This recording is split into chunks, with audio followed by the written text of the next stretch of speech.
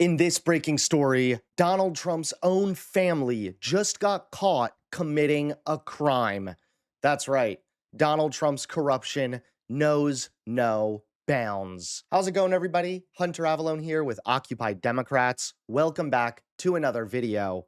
Now, Donald Trump is an absolute nightmare. And don't forget to click that subscribe button if you also agree. Recently, his economic policies have become so bad, even Fox News is just coping. They are on the move right now as we just got the November ADP numbers crossing the tape right now. An unexpected loss of jobs. Cheryl Casoni, tell us more. We did. We got a loss of 32,000 jobs, which in a way markets may want it to have seen because that gives you a better shot at a rate cut for December or more of a confirmation of that. The expectation was 10,000. They also revised for October up to 47,000 from 42,000. At this point, we're still seeing about an 85% chance of a quarter rate point next week, excuse me. But again, this is the private sector job market.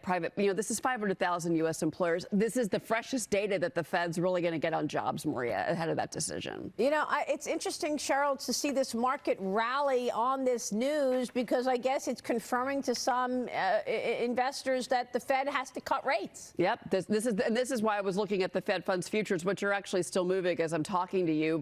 And they're moving up. The chances are actually heading up right now. The two-year yield is falling right now. But again, yes, this gives the Fed more of a push for that quarter point cut. All right, a decline of 32,000 jobs in the month of November. And still, Trump and Republicans continue to get called out for their brutal assault on American healthcare. Why would we make this affordability problem worse? I mean, I'm really trying to approach this earnestly.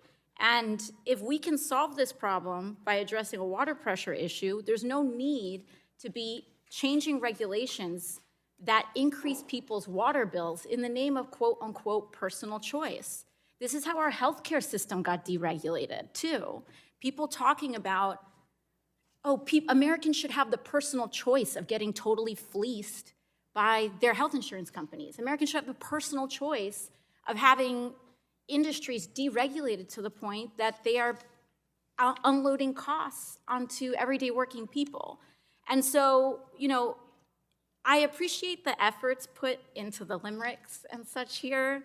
But really, as someone who's trying to approach this matter in good faith, I genuinely try not to approach legislation of just being reflexively Republican. But as a person who does care about costs, I worry that these weakened standards are going to drive up people's water bills. I worry about the environmental impact of it. Drought is genuinely a problem. And as if that's not criminal enough, now Trump's own family just got caught committing a crime. Take a look at this breaking story.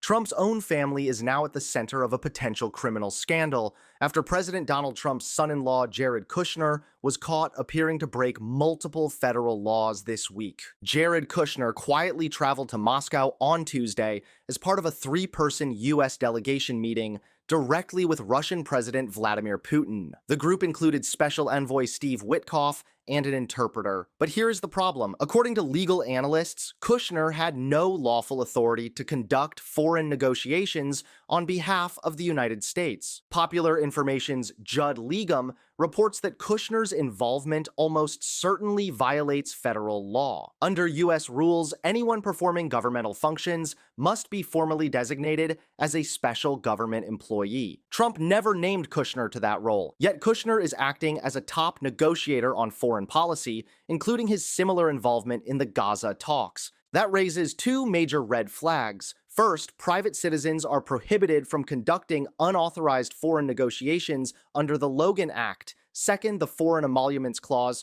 bars any government official from accepting payments from foreign states. This is where it gets explosive. Since leaving the White House, Kushner has raised nearly $5 billion for his private equity firm, with almost all of it coming from foreign governments. The Saudi government reportedly pays him about $25 million a year. Qatar and the United Arab Emirates pay additional annual fees. Legum writes that if Kushner is functioning as a de facto federal official while simultaneously pocketing foreign government money, it is exactly the scenario the Constitution was written to prevent. The kicker: Kushner publicly promised he would not return to foreign policy roles in a second Trump term. Yet he is now in Moscow negotiating with Vladimir Putin while collecting millions from foreign governments. This is not just a political embarrassment for Trump, it is a potential criminal and constitutional crisis involving his own family.